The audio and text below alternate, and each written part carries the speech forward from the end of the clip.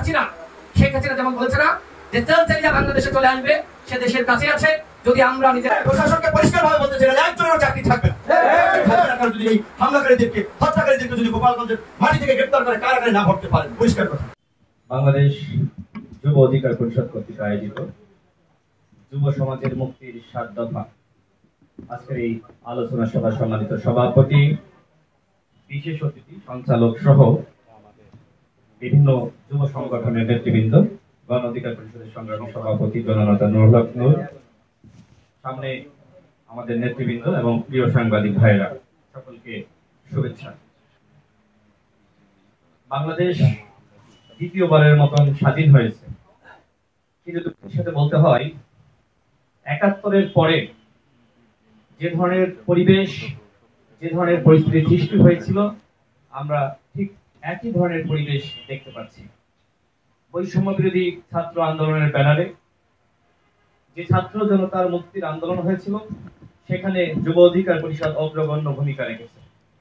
যুব অধিকার পরিষদের সংগ্রামী সভাপতি মঞ্জুর মোর্শেদ মামুন এবং নাদিম হাসান, তারা যাত্রাবাড়ি এরিয়াতে যে আন্দোলন হয়েছে সেই আন্দোলনের নেতৃত্ব দিয়েছে।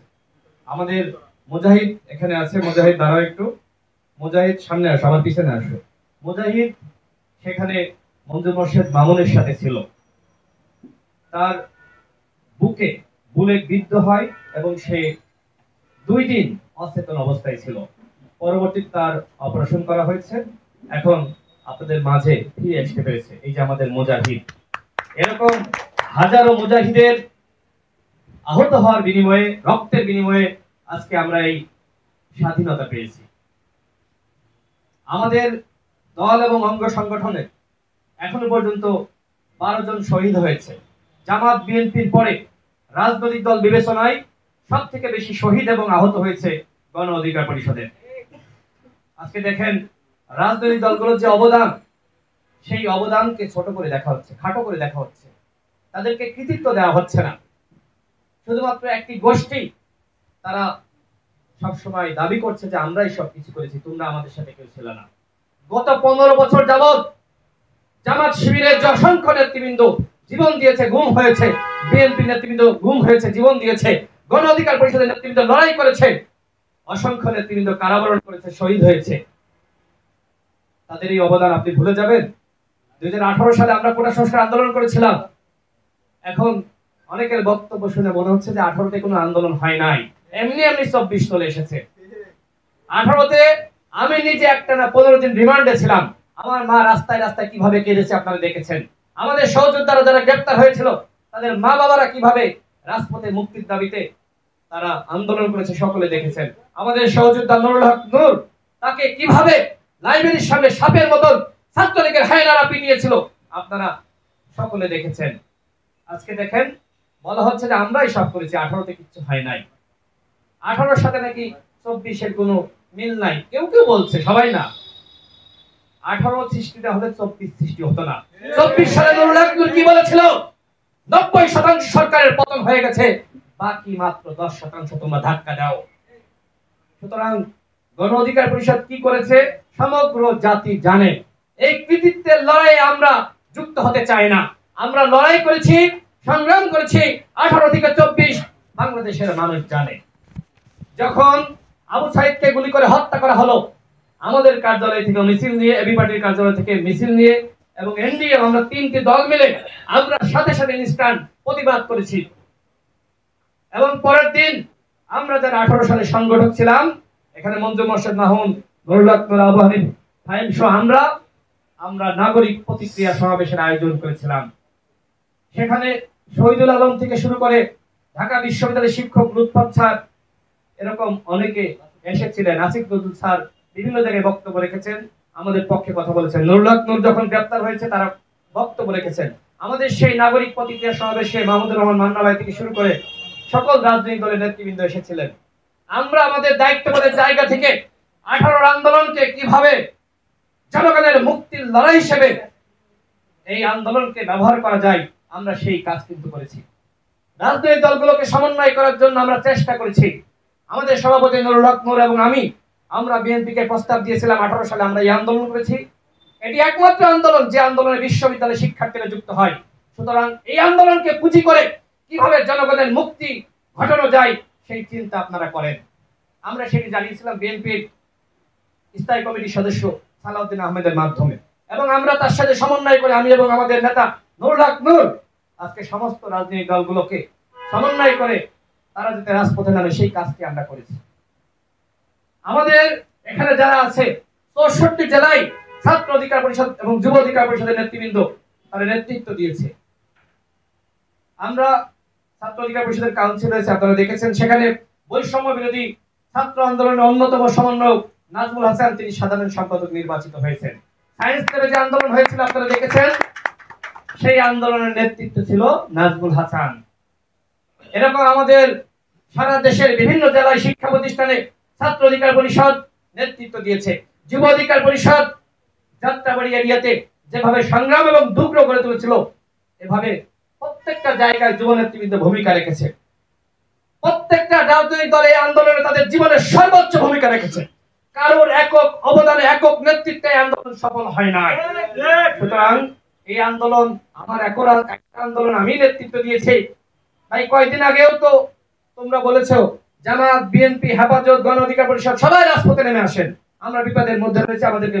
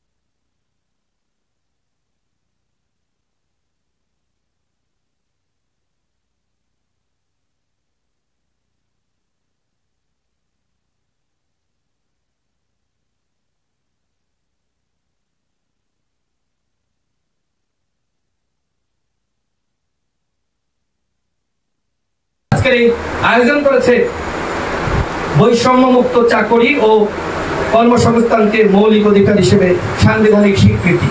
আজকে দেখেন হাজারো ছাত্র বেকার, হাজারো যুবক বেকার, কর্মসংস্থান সৃষ্টি করা সম্ভবপর হয়নি।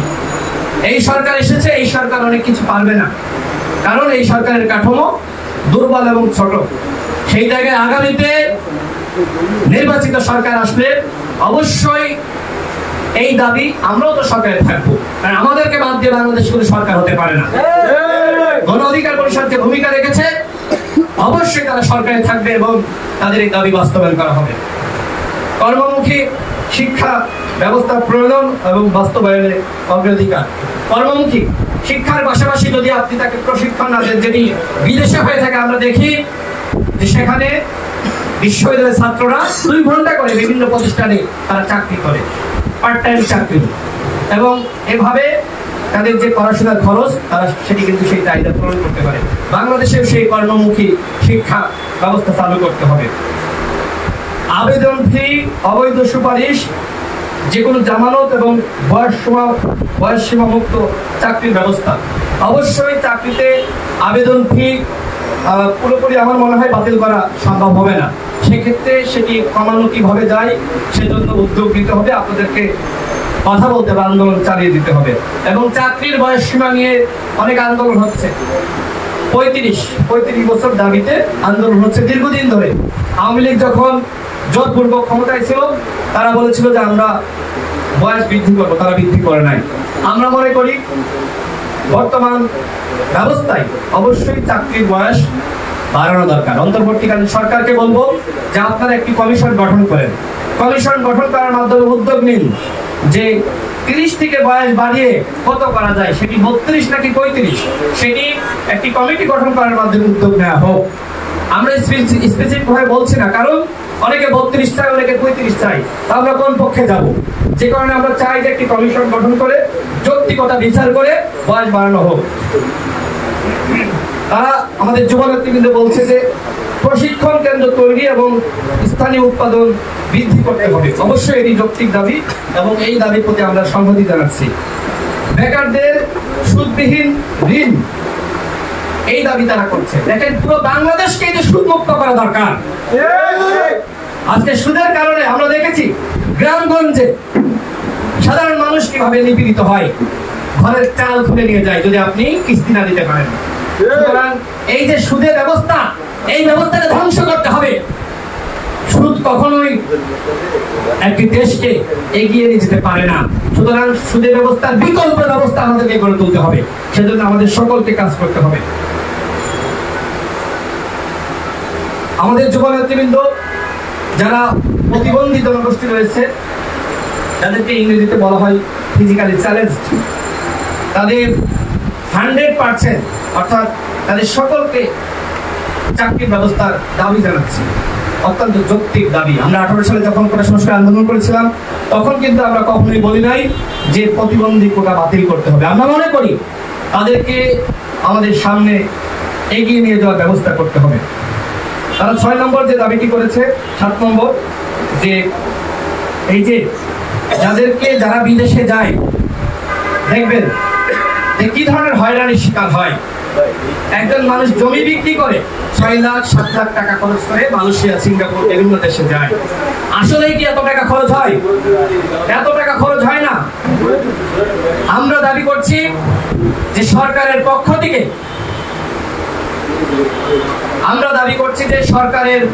পক্ষ থেকে একটি উদ্যোগ নিতে হবে এবং একটি ফি নির্ধারণ করতে হবে। সরকারি ব্যবস্থাপনায় যুবকদেরকে বিদেশে পাঠানোর উদ্যোগ নিতে হবে। এই দালালদের দৌরাত্ম্য এটি বন্ধ করতে হবে। দালালরা এক কথা বলে নিয়ে যায়, কাজ দেয় না, 6 মাস বসিয়ে রাখে। বাংলাদেশ থেকে 6 লাখ টাকা নেয়, সেখানে গিয়ে বলে আরো 6 লাখ লাগবে। এই যে তাদের সাধারণ মানুষকে হয়রানি করছে, এই কারণেই কিন্তু আমরা যেভাবে রেমিটেন্স পাওয়ার কথা ছিল সেটি কিন্তু আমাদের হচ্ছে না। আজকে দেখুন অর্থনীতি ধ্বংস হয়ে গেছে। প্রবাসী ভাইরা তারা এই আন্দোলনে যে ধরনের ভূমিকা রেখেছে আমরা সকলে জানি। বাংলাদেশ থেকে শুরু হয়েছিল স্টেপ ডাউন আন্দোলন, আর তারা রেমিটেন্স শাটডাউনের ঘোষণা দিয়েছিল। প্রবাসীরা যদি রেমিটেন্স শাটডাউন না করতো, রিজার্ভ যদি সংকটে না পড়তো, তাহলে এই শেখ হাসিনা বিদায় নিত না।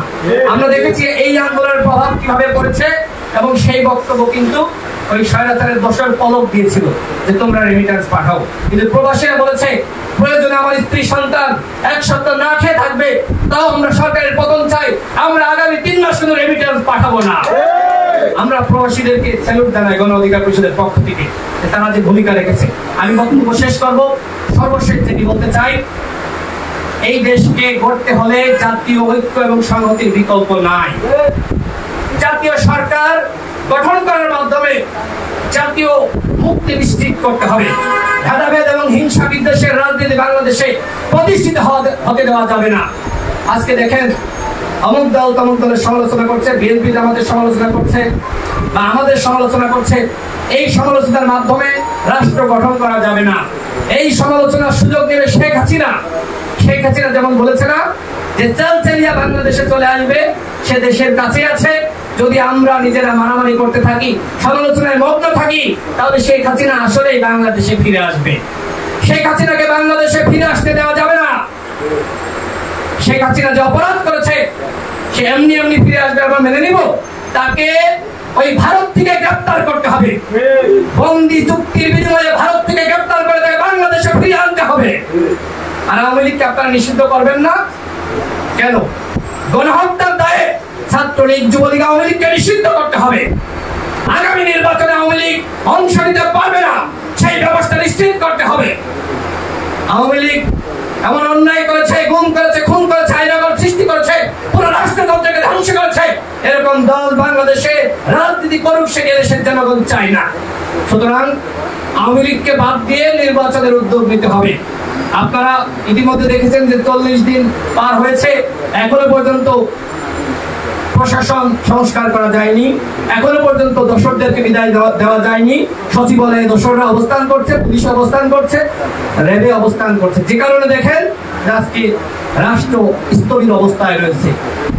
এই রাষ্ট্রকে সচল করতে হলে সকল রাজনৈতিক দলের সহযোগিতা দরকার, সবার সম্মিলিত প্রচেষ্টা দরকার। তারা যদি মনে করে যে সকল ওজন সব করে ফেলবে, সেটি পারবে না। এক একজন 2 থেকে 3টা মন্ত্রণালয়, এটি সম্ভব নয়। সুতরাং আমরা মনে করি এই উপদেষ্টা পরিষদ এটির পরিধি বাড়াতে হবে। 17 জনের মাধ্যমে সংস্কার সম্ভবপর নয়, এর পরিধি ন্যূনতম 50 জন করতে হবে। তাহলেই রাষ্ট্রকে সচল করা যাবে এবং রাষ্ট্র সংস্কার সম্ভবপর হবে। অল্প কিছু মানুষের মাধ্যমে রাষ্ট্র সংস্কার করা যায় না, সকলের সম্মিলিত সহযোগিতার প্রয়োজন হয়। যুব অধিকার পরিষদ আজকের এই প্রোগ্রামের আয়োজন করেছে, আমি তাদেরকে ধন্যবাদ জানাচ্ছি।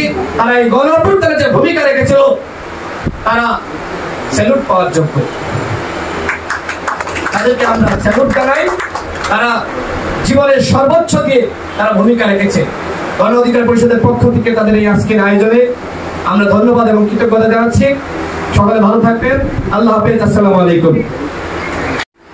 গণ অধিকার পরিষদের নেতৃবৃন্দ এবং গণ অধিকার পরিষদের সভাপতি এবং ডাকসুর সাবেক ভিপি নুরুল হক নূর এবং সাধারণ সম্পাদক মোহাম্মদ নাশিদ খান সহ যারা সামনেও উপস্থিত হয়েছে এবং জাতির বিবেকখ্যাত সাংবাদিক বৃন্দদের বাংলাদেশ যুব অধিকার পরিষদের পক্ষ থেকে সালাম, আসসালামু আলাইকুম। এখানে উপস্থিত যুব নেতৃবৃন্দ অনেকে ওনাদের অভিমত ব্যক্ত করেছেন।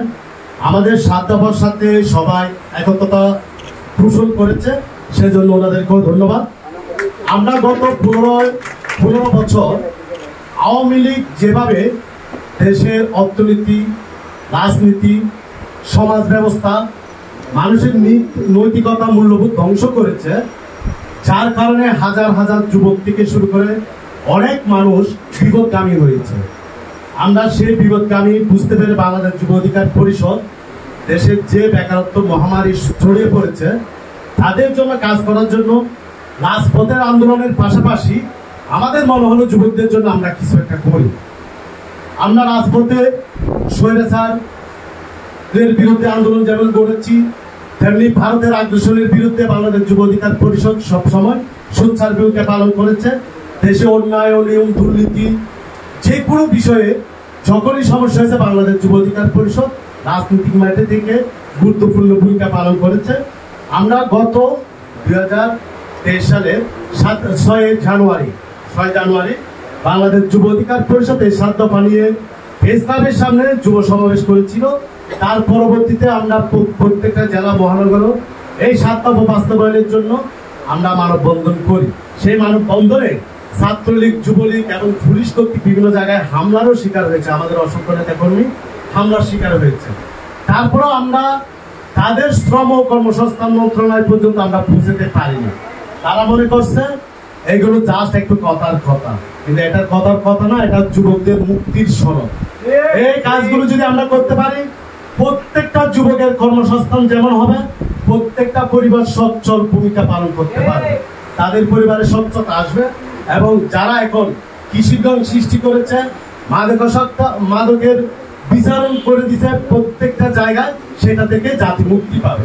যার কারণে কি আমরা এই 7 দফা আমরা এখানে আজকে 7 দফা নিয়ে আজকেও আমরা একটা প্রোগ্রাম করতেছি। এর আগে অনেক প্রোগ্রাম হয়েছে, অনেক কথা বলেছি।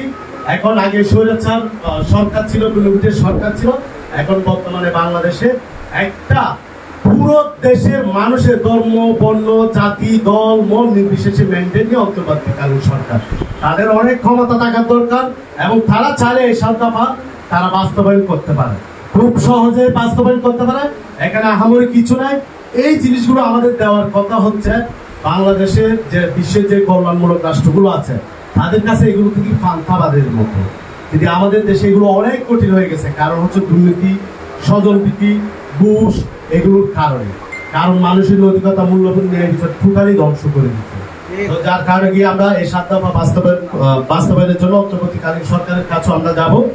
এর আগে আমরা ঘোষণা দিতে চাচ্ছি, আমরা এই 7 দফা বাস্তবায়নের জন্য আগামী 20 সেপ্টেম্বর শুক্রবার আমরা প্রত্যেকটা ঢাকা 2 মহানগর ব্যতীত প্রত্যেকটা জেলা মহানগরে মানববন্ধন করবে, প্রত্যেকটা জেলা মহানগরে, জেলা শহরগুলোতে। এবং 22 সেপ্টেম্বর জেলা প্রশাসক বরাবর এই 7 দফা নিয়ে বাংলাদেশ যুব অধিকার পরিষদ প্রত্যেকটা জেলা মহানগর কমিটি স্মারকলিপি প্রদান করবে। আগামী 25 সেপ্টেম্বর আমরা বাংলাদেশ যুব অধিকার পরিষদের নেতৃত্বে আমাদের আসিফ, সেও কিন্তু এটা সম্পর্কে অনেক আগে থেকে অবগত ছিল। আমাদের সহযোগিতা ছিল, ঢাকা বিশ্ববিদ্যালয় ছাত্র অধিকার পরিষদের সাবেক সভাপতি ছিল। সেই কিন্তু এই 7 দফা নিয়ে অনেকটা অতিবহল তার কাছে আমরা যাব, মন্ত্রণালয় বরাবর আমরা স্মারকলিপি দিব। আমরা চাই এই দেশে যে যুবকেরা বিপদগামী হচ্ছে, বেকারত্বের অভিশাপের কারণে তারা আত্মহত্যা করছে, যেন আর কেউ আত্মহত্যা না করে, কেউ যেন বেকার না থাকে, প্রত্যেকটা মানুষ যাতে কর্মসংস্থানের ব্যবস্থা করতে পারে। আমরা চাই, বাংলাদেশ যুব অধিকার পরিষদ সবসময় বলছেন যুবকদের কথা। আমাদের দেশে যে সমস্যাগুলো হচ্ছে, আপনি ক্ষুদ্র ঋণের জন্য ঠিকই ক্ষুদ্র ঋণ প্রণয়ন করেছেন, কিন্তু সেই ঋণটা কিন্তু লাঘব প্রভাব ছাড়া এবং দলীয় প্রভাব ছাড়া কেউ কিন্তু ওই ঋণ সহজে, যারা সাধারণ বেকার ছিল, যারা কিছু করতে চেয়েছে, তারা কিন্তু ক্ষুদ্র ঋণের অংশও পায়নি। আমরা অনেকের সাথে কথা বলেছি, অনেক অর্থনীতিবিদের সাথে কথা বলেছি, ক্ষুদ্র ঋণ ব্যবস্থা হতো স্বজনপ্রীতির মাধ্যমে, যারা দলীয়ভাবে পরিচয় দিয়ে যারা নিতে পারত তারাই নিত। আরেকটা বিষয় হচ্ছে, বাংলাদেশে বেকারত্বের মূল কারণটা হচ্ছে সরকারি এবং বেসরকারি চাকরির মধ্যে বৈষম্য। এই জিনিসটা কিন্তু নামিয়ে আনতে হবে। বিসিএস কে বাংলাদেশের মনে হয় অনেক বড় কিছু, সেই জন্য মানুষ বিসিএস এর পিছনে ঘুরতে গিয়ে কেউ উদ্যোক্তা হতে চাইলেও হয় না, কেউ সরকার বেসরকারি চাকরির দিকে মনোযোগ কম, যার কারণে বেকারত্বের হারটা বাড়ছে। এই জন্য সরকারি বেসরকারি চাকরির মধ্যে অবশ্যই বৈষম্য দূরীকরণ করতে হবে। 2009 সাল থেকে এই অবৈধ ফ্যাসিস্ট আওয়ামী লীগ সরকার সব সময় বলতো আমরা ডিজিটাল বাংলাদেশ গড়েছি।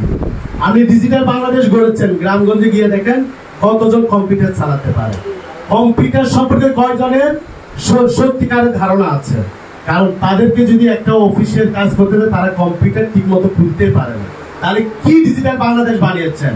সজীব জয়কে মাসে মাসে কোটি কোটি টাকা বেতন দেওয়ার জন্য আপনি নাম হস্তে ডিজিটাল বাংলাদেশ বানিয়েছেন। সেইগুলো থেকে আমাদের মুক্তি পেতে হবে। এই 7 দফার মধ্যে থেকে আমাদের সবগুলো এখানে উল্লেখ করা আছে। 2023 সালে 23 ডিসেম্বর সিপিডি একটা কিন্তু তথ্য দিয়েছিল, 93,000 কোটি টাকা গত 15 বছরে অবৈধ ফ্যাসিস্ট সরকার কিন্তু লুটপাট করেছে ব্যাংক খাত থেকে।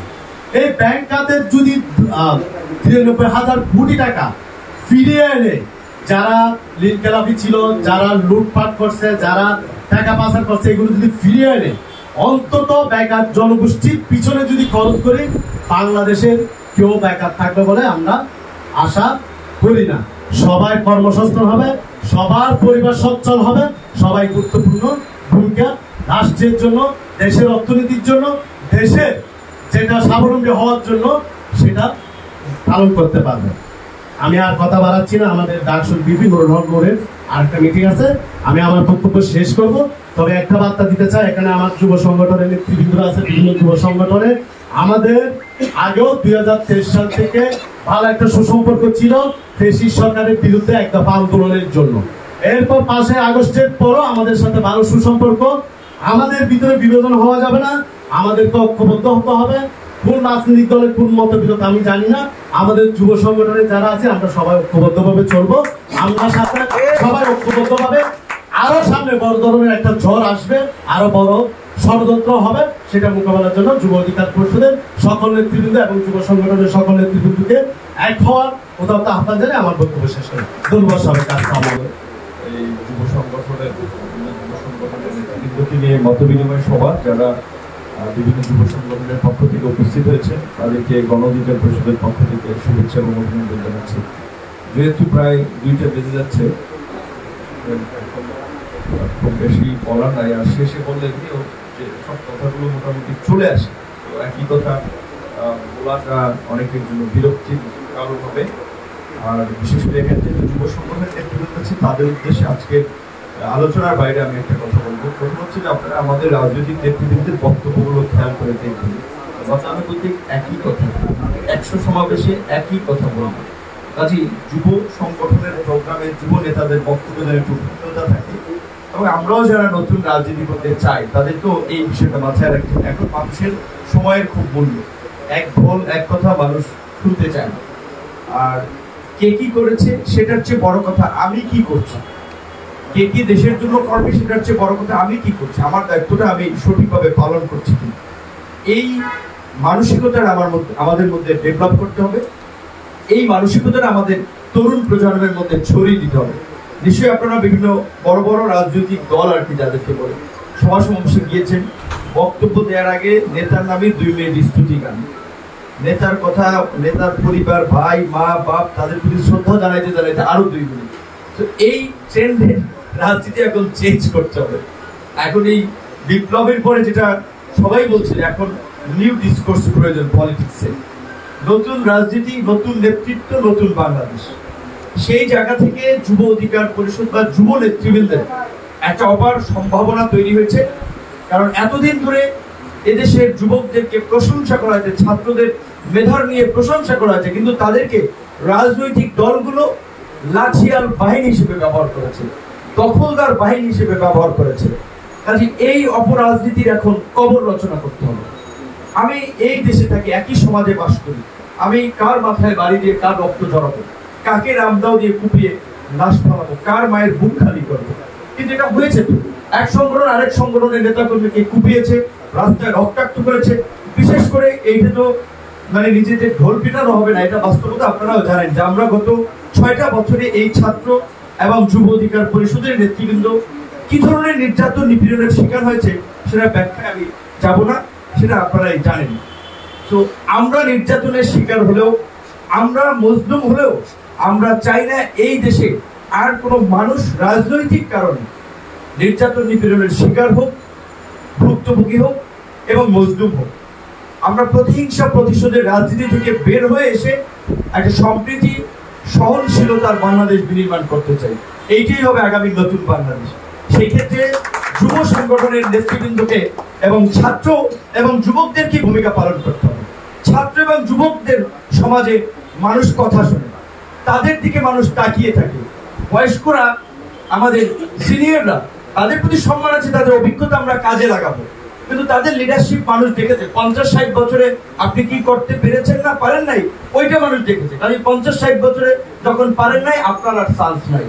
বাস্তবতা এইটা, যারাই 50-60 বছরে কিছু করতে পারেন নাই আর শেষ বয়সে কি করবেন। কাজে এখন তরুণ এবং যুবকদেরকেই দায়িত্ব নিতে হবে সব দলের। আমি বলছি না শুধুমাত্র এই যুব অধিকার পরিষদের নেতারাই দেশ উদ্ধার করে ফেলবে, সমস্ত দলের যার যার জায়গা থেকে আওয়াজ তুলতে হবে। জাতীয় সংসদের এমপি নির্বাচন করার জন্য বয়স সম্ভবত 25 নাকি, 18 বছরে ভোটাধিকার প্রাপ্ত হয়, 21 বছরে বিয়ে করার লাইসেন্স পায়। তাহলে এমপি হতে বা সংসদ নির্বাচন করতে গেলে 25 বছর বয়স থাকবে। এটা নিয়ে আপনাদের কথা বলা দরকার না? মিনিমাম 21 বছরে সংসদ নির্বাচন করার সুযোগ দেওয়া উচিত। এইবার তো তরুণরা দেখিয়েছে তাদের ম্যাচুরিটি, তাদের দূরদর্শিতা, তাদের প্রজ্ঞা, তাদের সৃজনশীলতা। আগামীর বাংলাদেশে তরুণদেরকে নেতৃত্ব দিতে হবে। সংসদে অন্তত আমি মনে করি 150 আসনে তরুণ এমপি হতে হবে যাদের বয়স থাকবে 40-এর নিচে। এখন আমাদের দল থেকে কয়জন হতে পারবে বা একজনও পারবে কিনা আমি জানি না, কিন্তু আমার চাওয়া সব দলের তরুণরা এগিয়ে আসবে। সব দলের তরুণরা তাদের দলের মধ্যে থেকেও এই আওয়াজ তুলবে। তরুণদেরকে নির্বাচনের ক্ষেত্রে সমস্ত জায়গায় নেতৃত্ব পর্যায়ে সিদ্ধান্ত মেকিং এ যুক্ত করতে হবে এবং আগামী সংসদে যেন এই তরুণ নেতৃবৃন্দ যেন প্রতিনিধিত্ব করতে পারে। আন্দোলন সংগ্রাম, ফ্যাসিবাদ হটান, সব জায়গায় তরুণদের প্রয়োজন, তরুণদের শক্তি, তারুণ্যের প্রশংসা। তো তাহলে কেন পলিসি মেকিং এ, রাজনীতিতে, নীতি নির্ধারণী পর্যায়ে তরুণরা থাকতে পারবে না? সেটা এই সরকার আপনাদেরকে কিন্তু একটা উপকার করেছে, দুইজন অন্তর্বর্তীকালীন সরকারে নিয়ে আপনাদের সম্ভাবনাটাকে আরো তুলে ধরছে যে তারা আপনাদের অনেকের বয়সের অর্ধেক, কিন্তু তাহলে তারা যদি মিনিস্ট্রি সামলাতে পারে নিশ্চয়ই আপনারা আগামীতেও সামলাতে পারবেন। সুতরাং আপনাদেরকে সেই বিষয়টা নিয়ে আমি মনে করি যে ভাবতে হবে। দ্বিতীয়ত, আজকের যেই ইস্যুতে এই আলোচনা সভা আয়োজন করা হয়েছে যুব অধিকার পরিষদের 7 দফা, সেটার সাথে আমি এই 7 দফার তো আমরা আলোচনা করেছি, আরো একটা বিষয় আমি অ্যাড করবো, সেটা হচ্ছে যে আমাদের দেশের এই যে তরুণ জনগোষ্ঠীর, এটা ঠিক শিক্ষিত জনগোষ্ঠীর, বিশ্ববিদ্যালয় কলেজ পড়ুয়া তরুণদের প্রত্যাশা থাকে একটা বিসিএস। সত্যিকার অর্থে আমারও আগ্রহ ছিল বিসিএস, এবং আমার ধারণা এখানে আমাদের যারা এই 2018 সালেও ফাইন দিনাজপুর হাজী দানেশ বিজ্ঞান ও প্রযুক্তি বিশ্ববিদ্যালয় থেকে পড়াশোনা করেছে, আবু হানিফ ভাই কবি নজরুল কলেজের সমন্বয়ক ছিলেন, এরকম যারাই বিভিন্ন বিশ্ববিদ্যালয় কলেজের সমন্বয়ক ছিল, প্রত্যেকের কিন্তু টার্গেট ছিল বিসিএস। কেন? সবাই বলবে আমি পুলিশ হয়ে জনগণের সেবা করতে চাই, ডিসি হয়ে আমি সেবা করতে চাই, ডাক্তার হয়ে সেবা করতে চাই, কিন্তু ওই জায়গায় যাওয়ার পরে সবাই কিন্তু অর্থ উপার্জনের দিকে মনোনিবেশ করে। ডিসি হয়ে সে কিভাবে তার ক্ষমতার অপব্যবহার করে পয়সাপাতি কামানো যাবে, এসপি হয়ে কিভাবে পয়সাপাতি কামানো যাবে, সত্যিকার অর্থে এই ধান্দাই কিন্তু বেশিরভাগ ছাত্ররা বিসিএস এর দিকে ঝুঁকে। এবং এটা বললে নিজের প্রতি অন্যায় হবে না, আমাদেরও লক্ষ্য ছিল বিসিএস এর দিকে যাওয়া। এই আজকে বিপ্লব হয়েছে, গণঅভ্যুত্থান হয়েছে, ইতিহাস লেখা হচ্ছে, অনেক রেটরিক বলা হচ্ছে, অনেক ধরনের আলাপ আলোচনা হচ্ছে না, বিশ্লেষণ হচ্ছে না, কিন্তু একটু আপনারা, আমরা সবাই আন্দোলনে ছিলাম, আপনারাও ছিলেন, উইথ ইউ রেসপেক্ট সবার প্রতি। আমরা কি গণতন্ত্র, ভোটাধিকার, মানুষের অধিকারের জন্য কি শুরুর দিকে আন্দোলনে নামছিলাম? আমরা কিন্তু একটা ছোট পোর্শন সমাজের বিদ্যমান অনেকগুলো অসঙ্গতি রয়েছে। এই দেশের মানুষ, সাংবাদিক, শিক্ষক, রাজনীতিবিদ গত 15 বছর ধরে স্বাধীনভাবে কথা বলতে পারে নাই, লিখতে পারে নাই, বলতে পারে নাই, ভোট দিতে পারে নাই, গণতান্ত্রিক রাষ্ট্র ভোট দিয়ে তাদের জনপ্রতিনিধি নির্বাচন করতে পারে নাই। সেই অধিকার নিয়ে কিন্তু আমাদের এই তরুণরা আমরা কিন্তু নামি নেই। আমরা 18 সালে আন্দোলনের পরে আমরা যারা কুসংস্কার আন্দোলন করেছিলাম, তারা কিন্তু সেই বোধের জায়গা থেকে, দায়িত্ববোধের জায়গা থেকে কিন্তু ছাত্র সংগঠন থেকে যুব সংগঠন, শ্রমিক সংগঠন এবং রাজনৈতিক দল গণ অধিকার পরিষদ গঠন করে কিন্তু ধারাবাহিক কার্যক্রমের মধ্যে দিয়ে চালিয়েছে। আমাদের লেটেস্ট তরুণ ভাই বোনেরা কিন্তু শুরুর দিকে রাষ্ট্র কিংবা সমাজের এই বিষয় নিয়ে নামে নাই। শুরুতে তাদের ওটা একটা তাদের স্পেসিফিক ইন্টারেস্টের জায়গাটা, সরকারি চাকরিতে সবাই বিসিএস দিয়ে আমরা হব, পাওয়ার ভোগ করব এবং একটা শেষ বয়সে সচিব হয়ে রিটায়ার করবো, 2-4 কোটি টাকা ওখান থেকে পাবো, এবং এর মধ্যে তো ধরেন সুযোগ সুবিধা, ক্ষমতা পেলে তো ফ্ল্যাট প্লট ভাগিয়ে নেবো, পূর্বাচল, আপনার ঝিল মিল, এই সমস্ত জায়গাতে আছে, প্লট নিয়ে শান্তিতে আমি থাকবো। এই জন্যই কিন্তু আমরা হওয়ার অন্যতম লক্ষ্য, এটা ওপেন সত্য। ঢাকা বিশ্ববিদ্যালয়ের শিক্ষক আমাদের মঞ্জুর ইসলাম স্যার, কথা সাহিত্যিক, তিনি বলছিলেন সব ছেলেমেয়েরা আমরা হতে চাই। কাউকে আমি দেখি না গবেষক হওয়ার আগ্রহ আছে, বিশ্ববিদ্যালয়ের শিক্ষক হওয়ার আগ্রহ আছে। একটা উদাহরণ আপনাদের সাথে শেয়ার করতে চাই। যদি আমার আসলে একটা মিটিং ছিল বিএসএমএম এর ভাইস চ্যান্সেলরের সাথে 1টা থেকে 2টা, অনেক যুব নেতৃবৃন্দ পেয়েছে, এই কারণে একটু বলবো। এই ছোট আমার একজন বড় ভাই বুয়েটের শিক্ষক, তো তিনি বলছেন ভাই আমি শিক্ষকতা ভালো লাগে না, এটা ছেড়ে দেবো। কি করেন ভাই, আপনি বুয়েটের শিক্ষক হয়েছেন, আপনি এটা ছেড়ে দেবেন? বলছে আমার বাড়ি কুষ্টিয়া অঞ্চলের দিকে, আমি ঈদের সময় বাড়ি যাবো, আমি ট্রেনের টিকিট পাই না, আমার টিকিট নিতে হয় আমার ছোট ভাই, ও এসিলেন, ওকে ফোন করে, কারণ সে ম্যাজিস্ট্রেট, তার একটা পাওয়ার আছে। বুয়েটের শিক্ষক সিনিয়র, তার পাওয়ার নাই। বাংলাদেশের টপ প্রকৌশল বিশ্ববিদ্যালয়গুলোর মধ্যে নাম্বার 1 হচ্ছে বুয়েট। বুয়েটের শিক্ষকের পাওয়ার নাই, পাওয়ার আছে এসিল্যান্ডের ম্যাজিস্ট্রেট। এই যে ক্ষমতার অপব্যবহার, এই কারণে কিন্তু বিসিএস এর প্রতি মোহ তৈরি হয়। যেই ছাত্র ঢাকা মেডিকেলের দেশের সবচেয়ে ভালো মেডিকেল পরীক্ষা দিয়ে উত্তীর্ণ, সে কেন বিসিএস যে পররাষ্ট্র ক্যাডারে যাবে? তাহলে তুমি আগে থেকেই এই সাবজেক্টের মধ্যে যেটা প্রকৌশল বিশ্ববিদ্যালয়ে পড়ে, তার কেন ম্যাজিস্ট্রেট হওয়া লাগবে? সাবজেক্টও পরে মানুষ তার আগ্রহের জায়গা থেকে ভবিষ্যৎ কর্মক্ষেত্র চিন্তা করে, কারণ বিসিএসই মোয়া আছে, ক্ষমতা আছে, টাকা আছে, মানুষ দাম দেয়।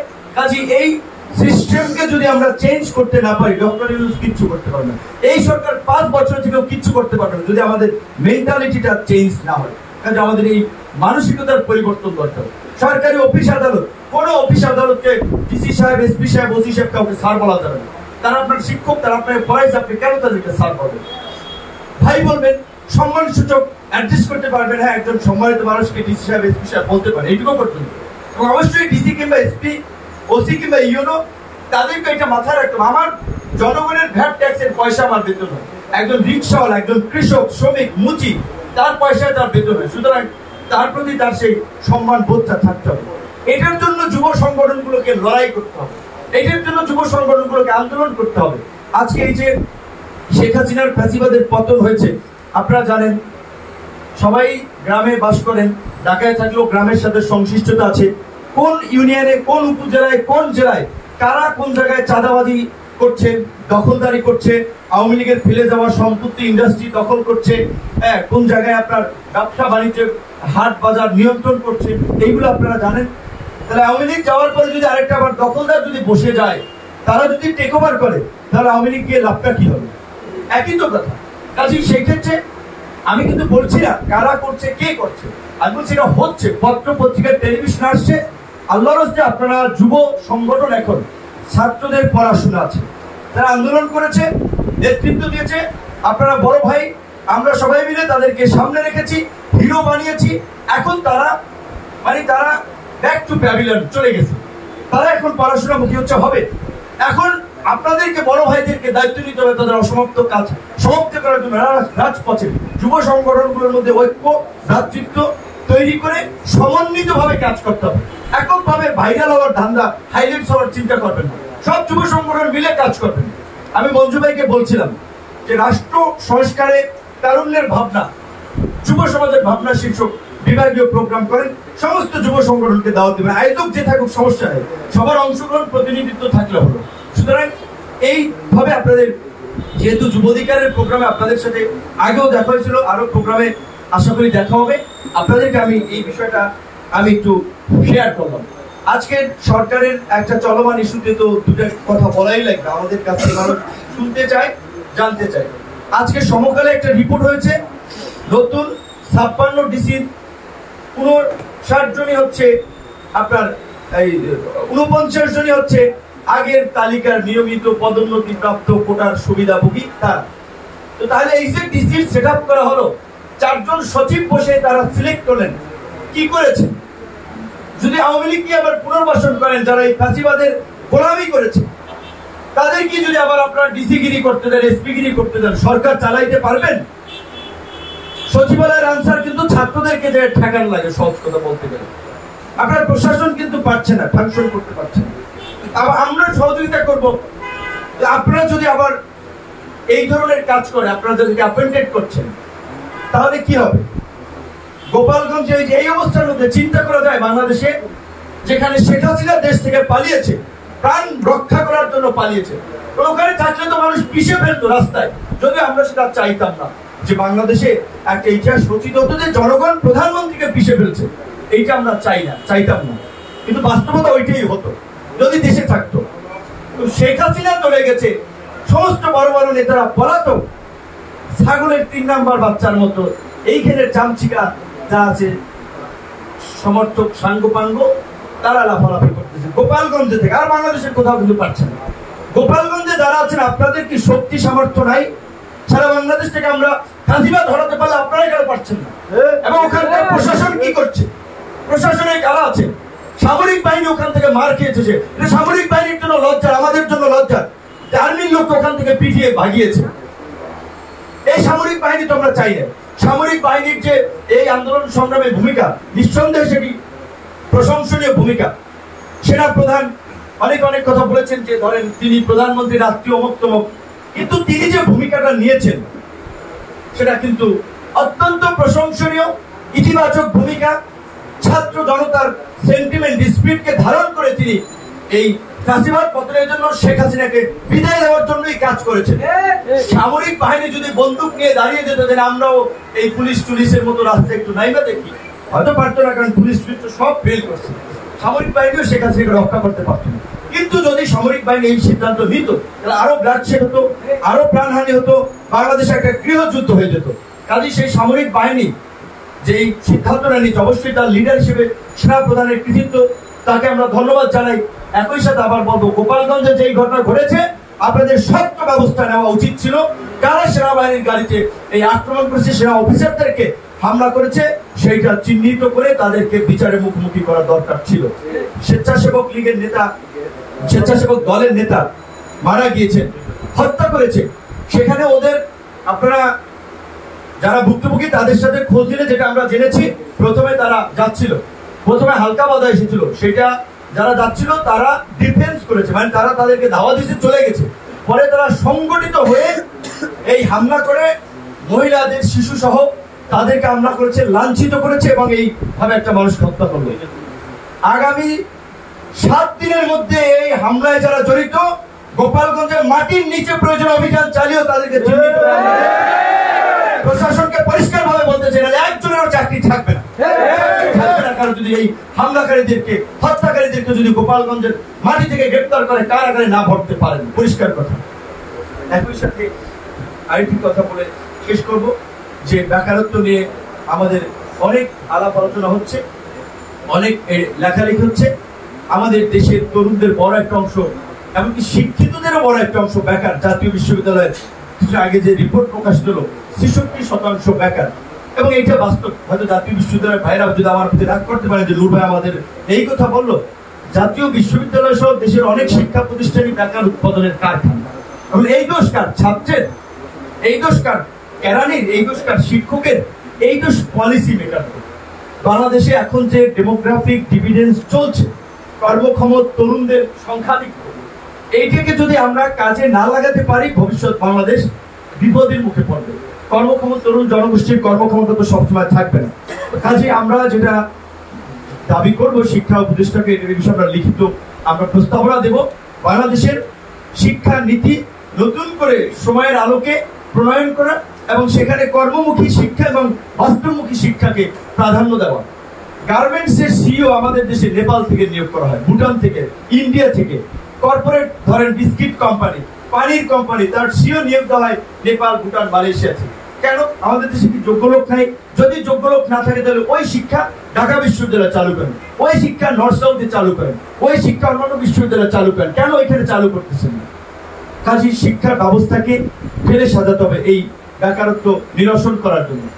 এবং সবচেয়ে যে বিষয়টি আমাদের সবার কনসার্নে থাকা দরকার, যে আমরা বলছি, অনেকে বলছে ভাই দাবি দেওয়া নিয়ে আসে যে এটা আমাদের করে দেন, আপনারা তো সরকারের পার্ট, আপনারা তো সরকারের লোক, এরকম।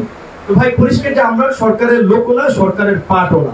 আমরা সরকারকে সমর্থন করি, আমরা নাম হয়তো কারো কারো প্রস্তাবনা করেছি। এটা দেশের সাথে একটা ক্রাইসিস তৈরি হয়েছিল 5, 6, 7, 8, বলা চলে যে 3.5 দিনের মতো কোনো সরকার ছিল না। তাও ভালো যে আমাদের দেশে ওই ধরনের কোনো নৈরাজ্য হয়নি, দেশের মানুষ ভালো, অনেকটাই ভালো, ভালো মানুষের পরিচয় দিয়েছে। তো সেই ক্ষেত্রে এই সরকার আমাদের দলের নেতাকর্মীদের সরকার সেটা না, তারা আমাদের দল করে সেটা না, দেশের স্বার্থে আমরা তাদেরকে সমর্থন দিচ্ছি, আগামীতে দেব। কারণ হচ্ছে এই সরকারের উপরে বাংলাদেশের আগামীর ভবিষ্যৎ নির্ধারণ করে। সরকার ব্যর্থ হলে বাংলাদেশ একটা খাদে পড়বে, সরকার সফল হলে বাংলাদেশ বিশ্বের বুকে মাথা উঁচু করে দাঁড়াবে। কাজে এখন আমাদের অস্তিত্বের জন্য তো সরকারকে সহযোগিতা করতে হবে, কিন্তু সরকারকেও সেটা বুঝতে হবে। আমাদের সাথে সেই আস্থা বিশ্বাসের সম্পর্কটা তৈরি করা লাগবে। আজকে এখনো কেন সরকার দায়িত্ব নেওয়ার 2 মাস পরেও গার্মেন্টস সেক্টরে অস্থিরতা চলছে, এখনো এটা নিয়ন্ত্রণ করা যায় নাই, শ্রমিক আন্দোলন এখনো সমাধান করা যায় নাই। আমাদের এই যে আরএমজির এইটা যদি নষ্ট হয়, কতভাবে দেশ ক্ষতিগ্রস্ত হবে আপনাদের জানা আছে? আমাদের শ্রমবাজার বিভিন্ন দেশ থেকে বন্ধ হয়ে যাচ্ছে, সেই শ্রমবাজার নতুন করে ওপেন না করতে পারলে এই যে বিশাল জনগোষ্ঠী, তার কি হবে ভবিষ্যৎ? এই দেশে তো সবার কর্মসংস্থান নাই, সেই বিষয় নিয়ে সরকারকে ভাবতে হবে। যারা এক্সপার্টিস তাদেরকে কাজে লাগাতে হবে, কিন্তু আমরা সেটা দেখতে পাচ্ছি না। কিছু নির্দিষ্ট ব্যক্তির চিন্তা আলোকে সরকারি সিদ্ধান্তগুলো হচ্ছে, যেটা অনেক ক্ষেত্রে আমরা দেখছি ভুল দিকে ধাবিত হচ্ছে। সেটা তো এই ডিসির নিয়োগ নিয়ে আজকে যে পত্রপত্রিকায় আপনার রিপোর্ট করেছি, সেটাই তো তার প্রমাণ। এবং সবচেয়ে হাস্যকর বিষয়, দেখলাম আমার কয়েকজন ডিসি কে পোস্টপন করেছে। তার মধ্যে একজন যিনি ডিসি, তিনি আমাদের কাছে এসেছিলেন যে ভাই এইভাবে আমি একটা অন্যায়ের শিকার, বৈষম্যের শিকার, আমি একজন সৎ মানুষ, আমাকে কেন বাতিল করেছে? পত্রিকায় 2টা লাইন লিখে দিতেন। তার সাথে কোন একটা উপজেলা বোধহয় শিক্ষকের অসদাচরণ একটা ঘটনা ঘটেছে, সেটা তার যে রিপোর্ট, সেটা তার কোনো দোষ নেই। আমরা এখানে কিন্তু একটা বিষয় পরিষ্কারভাবে বলছি, সরকারি কর্মকর্তা কর্মচারী যেই সরকার ক্ষমতায় থাকে তাদের লাইনে তাদেরকে কাজ করতে হয়, এটা বাস্তবতা। কাজে এখন যদি সবার বিরুদ্ধে শাস্তিমূলক পদক্ষেপ নেওয়া হয়, সবাইকে যদি বঞ্চিত করা হয়, আউট করা হয়, তাহলে তো আরো সরকার একটা অস্থিরতা বাড়বে। অবশ্যই চেক অ্যান্ড ব্যালেন্স করে যাদের মধ্যে পেশাদারিত্ব ছিল, সততা ছিল, আমানতদারিতা ছিল, তাদেরকে দায়িত্বে বহাল রাখতে হবে, তাদেরকে দায়িত্ব দিতে হবে। কিন্তু আমরা এমনও শুনেছি যৌন কেলেঙ্কারির দায়ে পুলিশ কর্মকর্তা বরখাস্ত হয়েছিলেন, তিনি এসে এখন বিপ্লবী হয়েছেন যে আমি ভাই এই বিরোধী মতের হওয়ার কারণে আমি বঞ্চিত হয়েছি, কিংবা দুর্নীতির কারণে দেখা যায় প্রশাসনের কেউ আপনার বঞ্চিত হয়েছেন, এখন তিনি বিপ্লবী সেজেছেন যে আমি বঞ্চিত হয়েছিলাম। যে এখন সব জায়গায় ধরে আন্দোলনের ক্রেডিট নিয়ে এখন নানা ধরনের বক্তব্য বিবৃতি যেমন হচ্ছে। তো আমি যেটা মনে করি এইটা আমাদের ইস্যু না, আমাদের কথা হচ্ছে যে সুগন্ধি ফুল জঙ্গলে ফুটলেও তার সুবাস ছড়াবে। আপনারা কে কি করছেন, কে কি করবেন, কাজের মধ্যে দিয়ে সেটা প্রুভ করে। সবাই ভালো থাকবেন। আসসালামু আলাইকুম।